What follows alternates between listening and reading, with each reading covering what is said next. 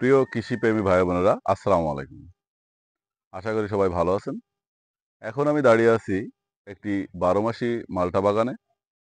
অনেক কৃষক ভাই আমাদের কাছে জানতে চান যে আসলে ১২ মাসি যে মাল্টাটা এটা ১২ মাস হয় কিনা?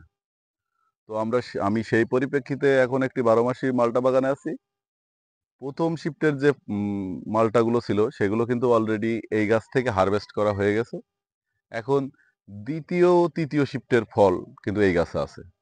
যেমন এই ফলগুলো আপনার ২য় শিফটের ফল, এগুলো একটু কম দাঁড়িয়েছে। এগুলো হচ্ছে ৩য় শিফটের। এই ধরনের আপনি যদি খেয়াল করেন, অবশ্যই সব ধরনের ফল এই গাছে আছে।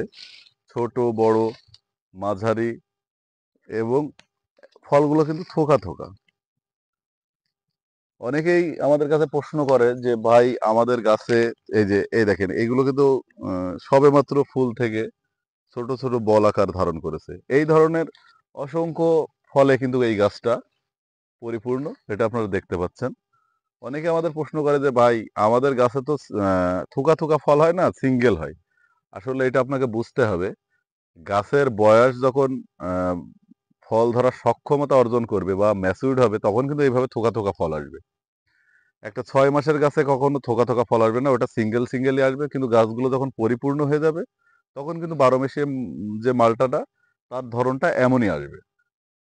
আপনারা যারা ১২ মাসি মালটা নিয়ে কাজ করতে ইচ্ছুক, চাষাবাদ করতে ইচ্ছুক, অবশ্যই যেকোনো একটি ১২ মাসি মালটা বাগান ঘুরে দেখে শুনে তারপরে যদি মনে হয় আপনাদের কাছে যে বাণিজ্যিকভাবে ১২ মাসি মালটাটা চাষ করা যায়, তাহলে চাষ করবেন।